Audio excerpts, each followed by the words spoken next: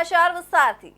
સુરત જિલ્લાના કડોદરા વિસ્તારમાં આવેલા તાતીથિયા ઇન્ડસ્ટ્રીયલ સ્ટેજ જીઆઈડીસીમાં ગેરકાયદેસર બોરિંગ દ્વારા પાણીનું વેચાણ કરવામાં આવી રહ્યું હોવાના આક્ષેપો સામે આવી રહ્યા છે। ખાસ કરીને મનહર નામના વ્યક્તિએ પ્રાઇવેટ અને સરકારી જમીન પર બિનઅધિકૃત બોરિંગ ખોદીને જમીનમાંથી પાણી કાઢી વેચાણ કરવાનો ગેરકાયદેસર ધંધો શરૂ કર્યો હોવાના દાવાઓ કરવામાં આવી રહ્યા છે। આ સમગ્ર મામલે નહેર વિભાગ અને ખનિજ વિભાગની નિષ્ક્રિયતા ચર્ચાનો વિષય બની છે।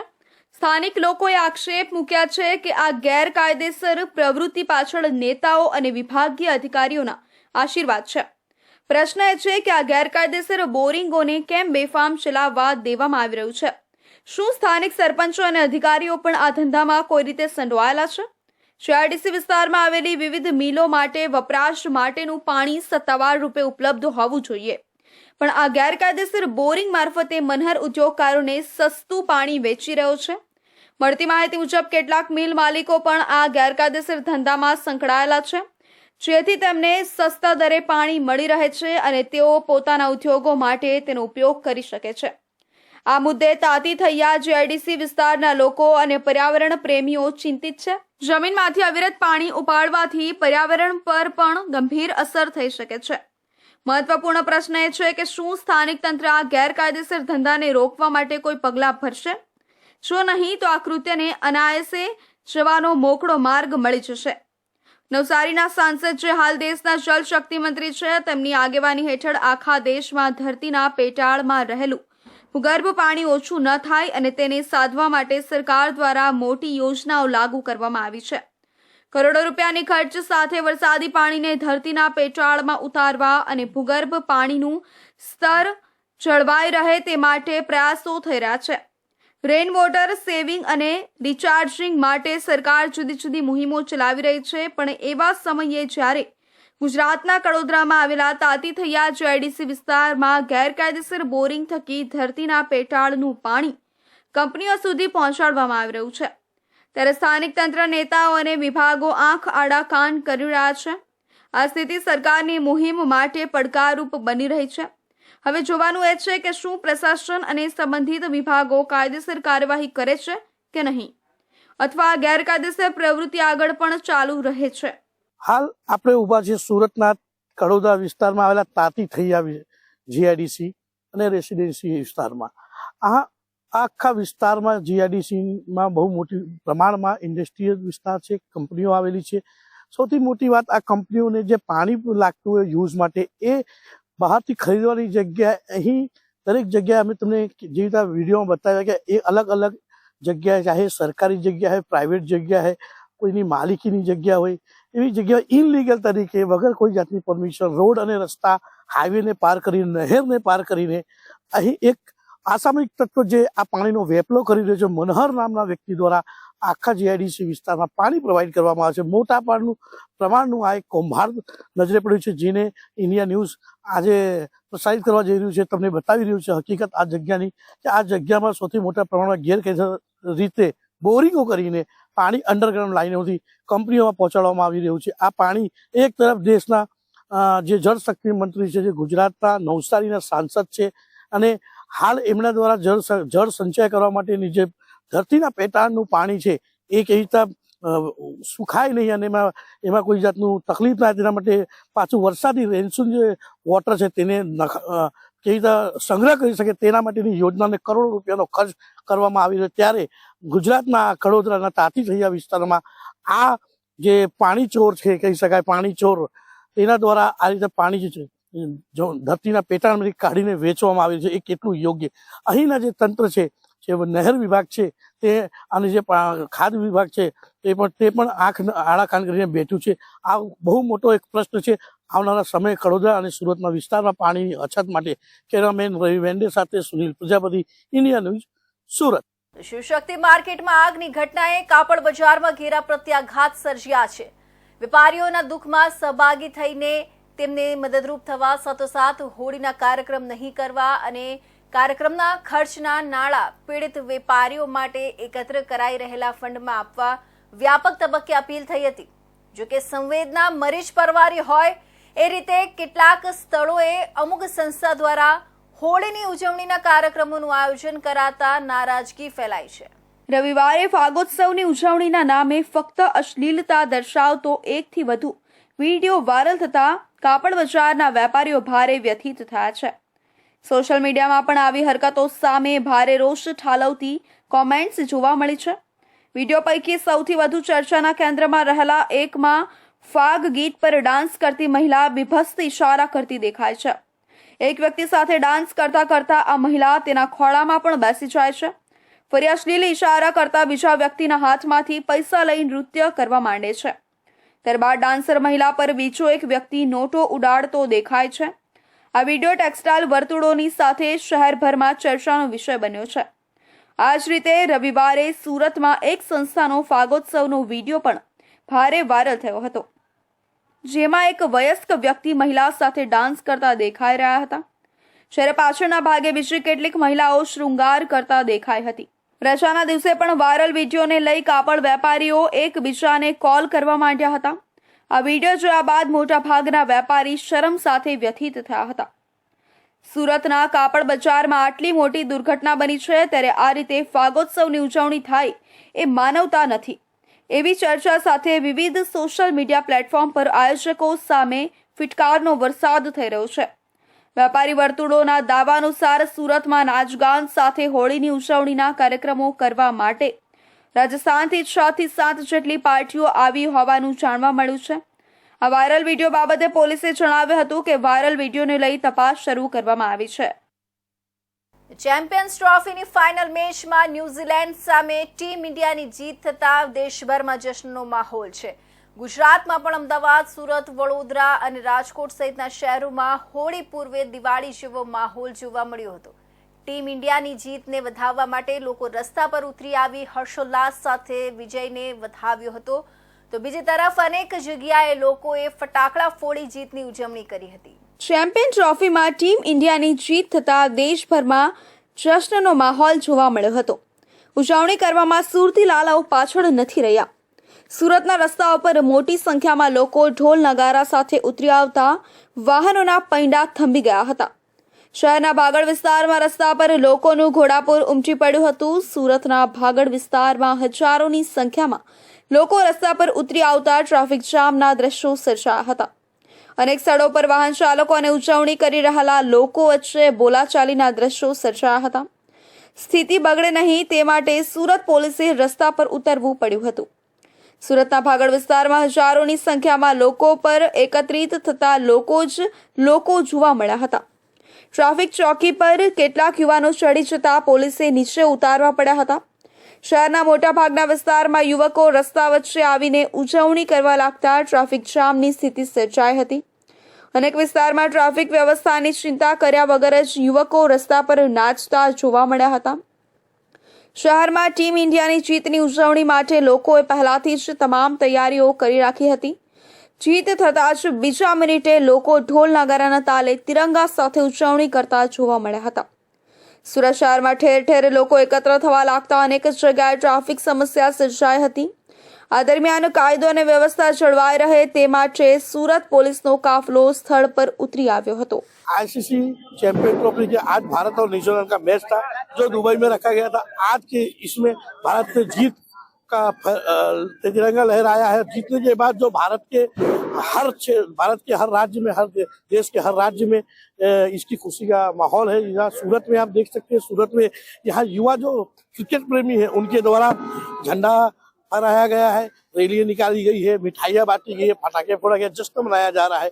हम बात करते हैं इन युवाओं से, क्या किस लिए ये इस तरह की तैयारी की है, क्या विशेष बात है आज जो देश का फिर से एक गौरवपूर्ण दिन है, क्या कहना चाहते हैं इसके बारे में? जी 1998 में चैंपियंस ट्रॉफी स्टार्ट हुई थी. उसके बाद सन 2000 में शायद इंडिया ने जीता था.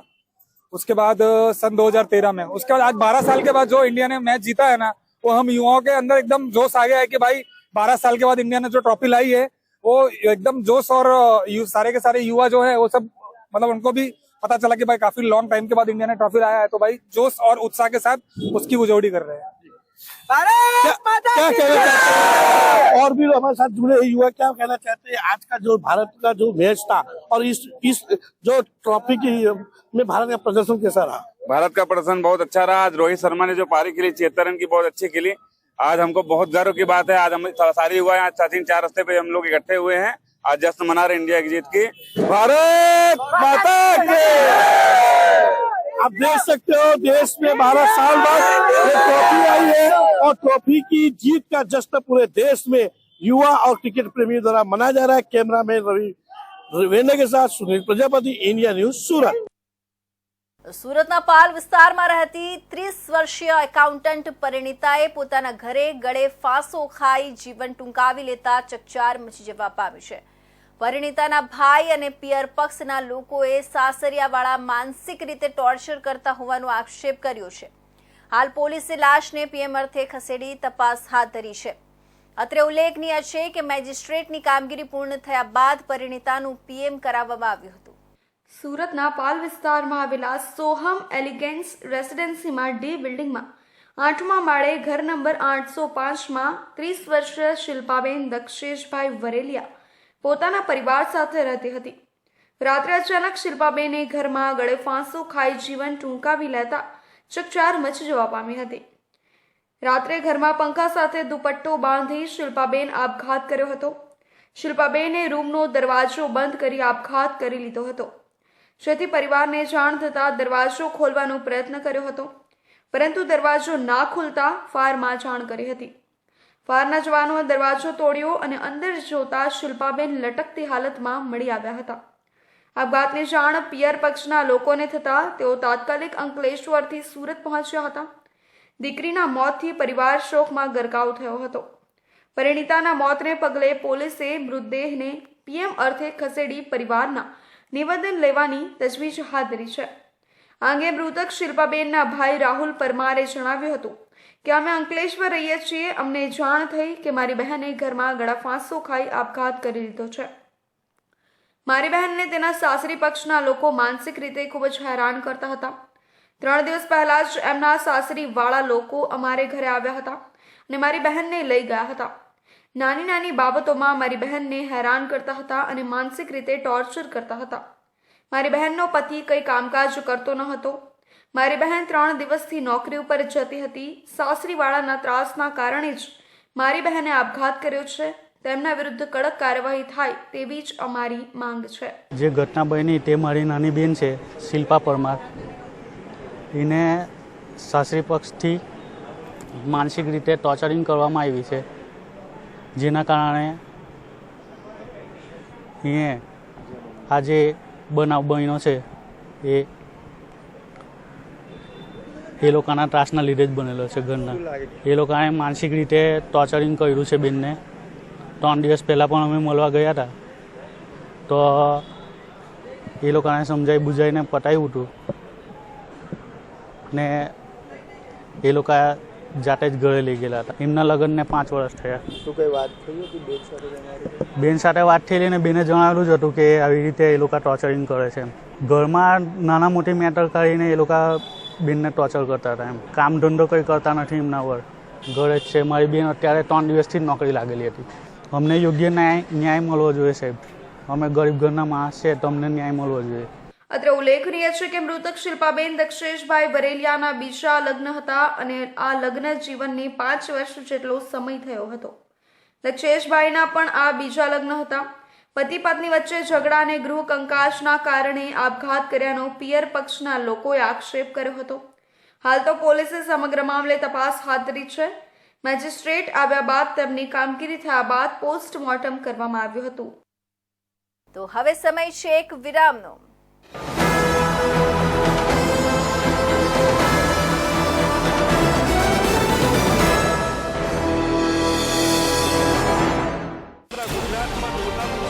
ગુજરાતની જનતાનો અવાજ, તમારી સમસ્યા માટે અમે ઉઠાવીશું અવાજ। સરકારના દરેક નિર્ણયના સમાચાર પહોંચશે જન જન સુધી। સરકાર અને જનતા વચ્ચે બનશે જોડવાની કડી ઇન્ડિયા ન્યૂઝ ગુજરાત। સમસ્યા તમારી, લડત અમારી। ગુજરાતનો અવાજ, દેશની ધડકન, જનતાની સાથે, સમયની સાથે, હંમેશા અગ્રેસર ઇન્ડિયા ન્યૂઝ ગુજરાત।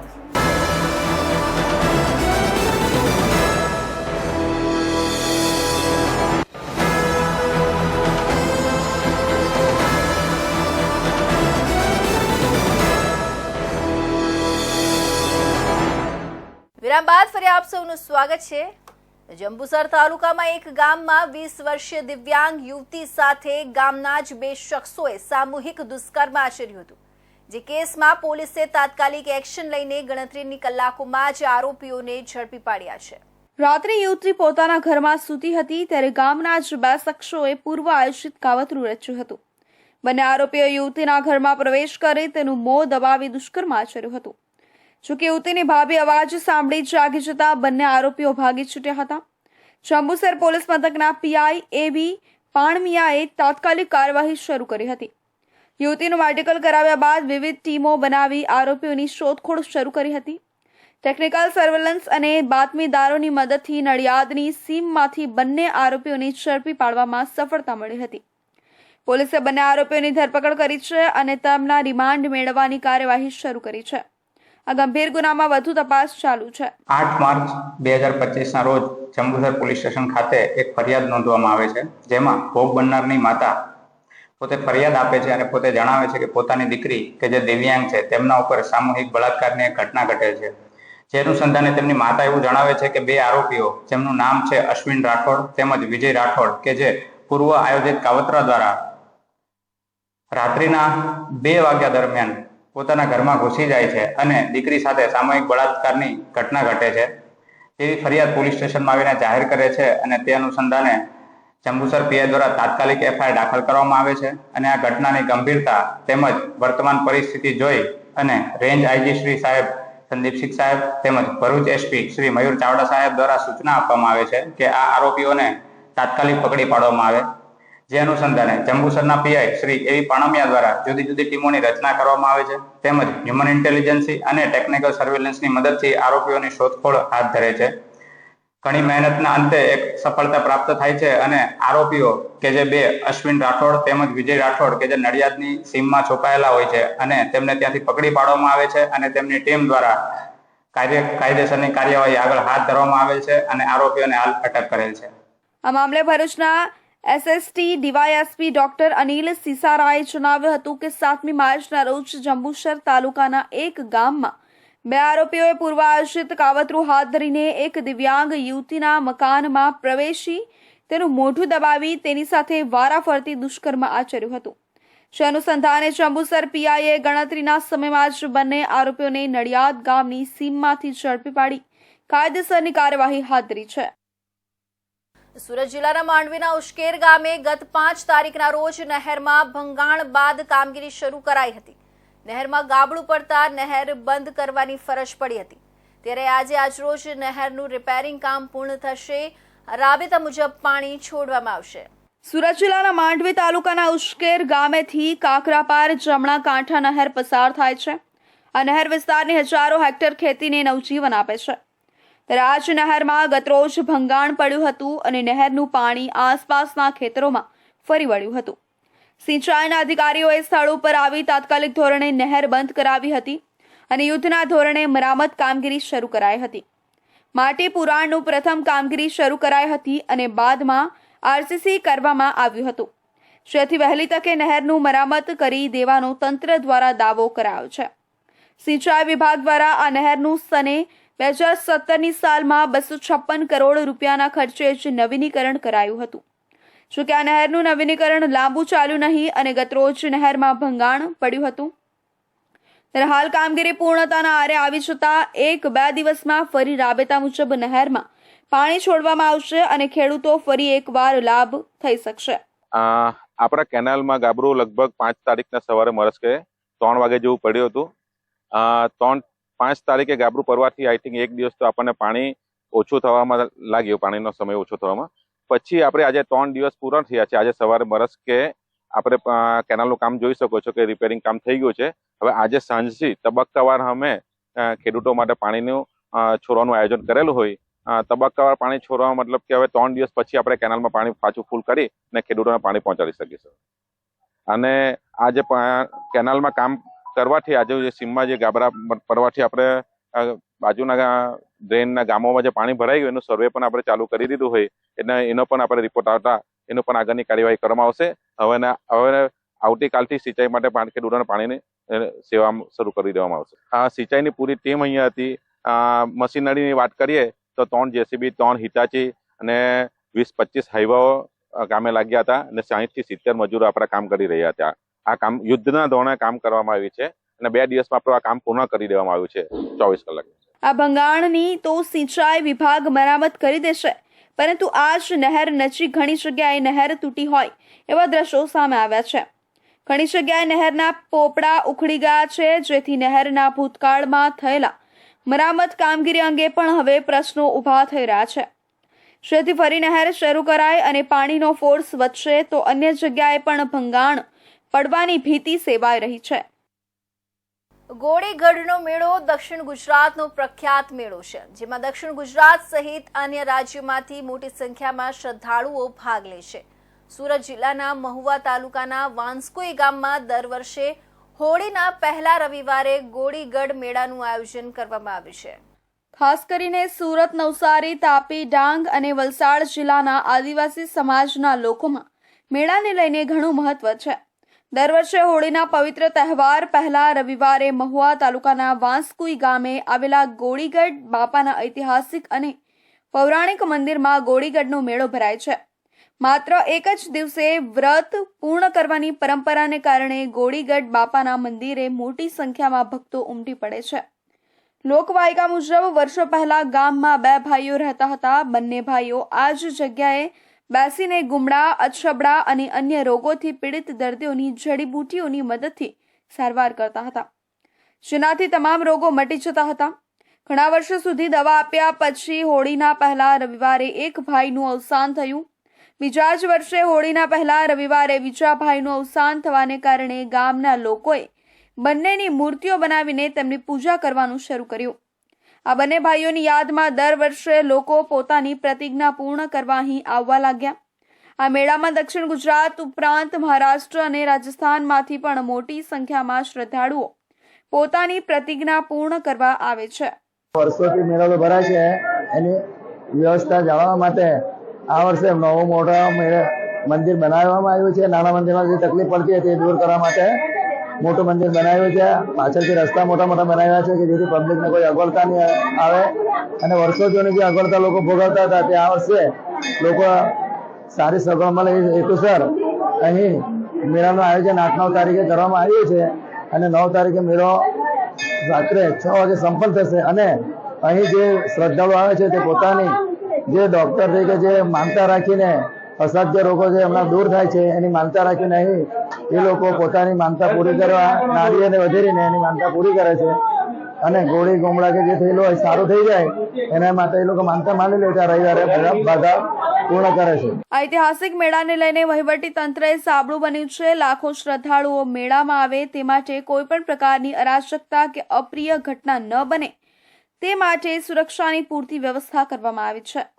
શ્રદ્ધાળુઓ મેળામાં સરળતાથી પહોંચી શકે તે માટે એસટી વિભાગ બારડોલી, સુરત, નવસારી, બિલીમોરા બસ ડેપોમાંથી વધારાની બસો પણ દોડાવવામાં આવે છે.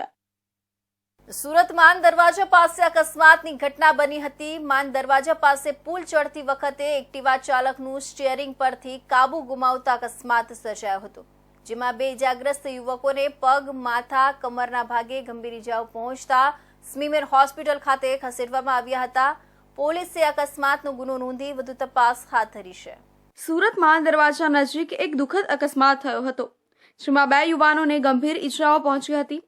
માન દરવાજા નજીક પુલ પર ફરતી વખતે એક્ટિવાના ચાલકે સ્ટીયરિંગ પરનો કાબુ ગુમાવ્યો ત્યારે આ ઘટના બની હતી.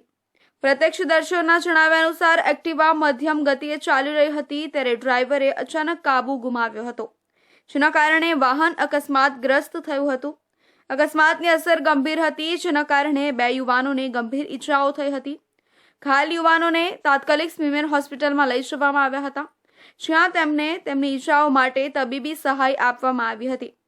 હોસ્પિટલના સૂત્રોએ જણાવ્યું હતું કે યુવાનોને પગ, માથા અને કમરમાં ગંભીર ઈજાઓ થઈ હતી અને હાલમાં તેઓ સારવાર હેઠળ છે. પોલીસે અકસ્માતનો કેસ નોંધ્યો છે અને ઘટનાની વધુ તપાસ કરી રહી છે. ડ્રાઈવરે વાહન પરનો કાબુ ગુમાવવાનું કારણ નક્કી કરવા માટે અધિકારીઓ અકસ્માતની આસપાસના સંજોગોની સમીક્ષા કરી રહ્યા છે. અકસ્માત વિસ્તારમાં ખાસ કરીને પુલો પર જ્યાં વાહન નિયંત્રણ ગુમાવવાની શક્યતા વધુ હોય છે, માર્ગ સલામતી અંગે ચિંતા વ્યક્ત કરી છે. ભવિષ્યમાં આવી ઘટનાઓને રોકવા માટે અધિકારીઓ દેખરેખ અને અમલીકરણ પગલાં વધારે તેવી શક્યતા છે. આ ઘટના ડ્રાઈવરોને સાવચેતી રાખવા અને ટ્રાફિક નિયમોનું પાલન કરવાની યાદ અપાવે છે. ખાસ કરીને પુલ જેવા પડકારજનક વિસ્તારોમાં મુસાફરી કરતી વખતે ખાલી યુવાનોની સ્થિતિ પર નજર રાખવામાં આવી રહી છે અને અધિકારીઓ તેમને જરૂરી તબીબી સહાય અને સહાય મળે તે સુનિશ્ચિત કરવા માટે કામ કરી રહ્યા છે. સુરતના પાંડેસરાના પિયુષ પોઈન્ટ નજીક કર્મયોગી સોસાયટી પાસે એક જ્યુસની દુકાનમાં આગ લાગી હતી. ફાયર બ્રિગેડના કર્મચારીઓએ ઘટના સ્થળે પહોંચીને આગને કાબૂમાં લીધી હતી. સામાન બળીને રાખ થઈ ગયો હતો. કોઈ જાનહાનિ થઈ નથી. સુરતના પાંડેસરા પિયુષ પોઈન્ટ નજીક કર્મયોગી સોસાયટી નજીક આવેલી એક જ્યુસ શોપમાં ભયાનક આગ લાગી હતી. આ ઘટનાથી સમગ્ર સમુદાયમાં શોકનું મોજું ફરી વળ્યું હતું, પરંતુ સદનસીબે કોઈ જાનહાનિ થઈ ન હતી. પ્રત્યક્ષદર્શીઓએ જણાવ્યું હતું કે આગ અચાનક લાગી હતી, જેના કારણે જ્યુસ શોપ આગની લપેટમાં આવી ગઈ હતી.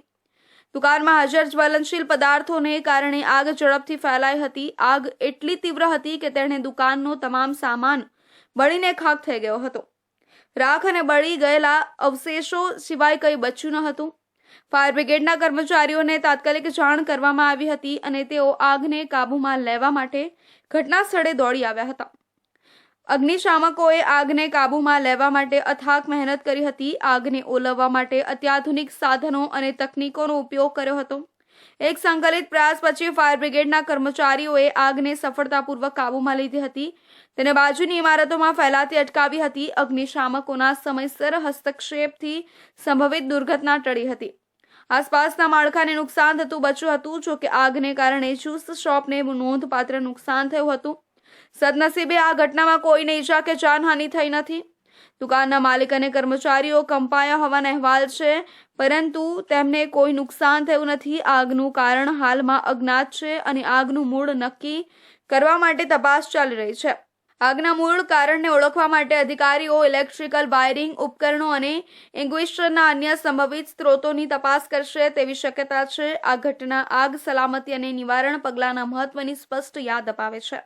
વ્યવસાય માલિકો અને રહેવાસીઓને સલાહ આપવામાં આવે છે કે તેઓ ખાતરી કરે કે તેમની મિલકતો આગના જોખમને ઘટાડવા માટે કાર્યાત્મક અગ્નિશામક ધુમાડો શોધનારા અને અન્ય સલામતી ઉપકરણોથી સજ્જ છે. સુરત ફાયર વિભાગે નાગરિકોને સતર્ક રહેવા અને કોઈપણ સંભવિત આગના જોખમો અથવા ઘટનાઓની તાત્કાલિક જાણ કરવા વિનંતી કરી છે. વિભાગ આગની કટોકટીમાં સમયસર અને અસરકારક પ્રતિભાવ આપવા માટે કટિબદ્ધ છે, જે સમુદાયની સલામતી અને સુખાકારી સુનિશ્ચિત કરે છે. તો આ હતા સુરત બુલેટિનના મહત્વના સમાચાર. નવા સમાચાર સાથે ફરી મળીશું. ત્યાં સુધી જોતા રહેજો ઇન્ડિયા ન્યૂઝ ગુજરાત.